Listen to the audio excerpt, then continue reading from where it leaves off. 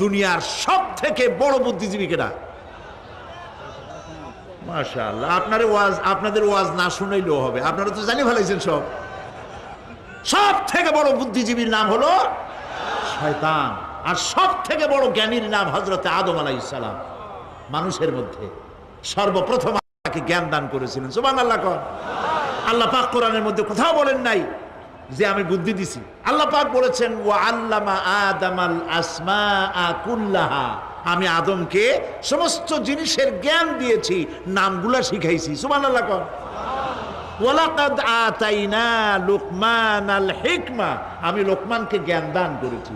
ওয়ালাকাদ আতাইনা দাউদা ওয়া সুলাইমানা ইলমা, আমি দাউদ আর সুলাইমানকে কি দিছি? বুদ্ধি দিছি। কি দিছি? জ্ঞান দান করেছি।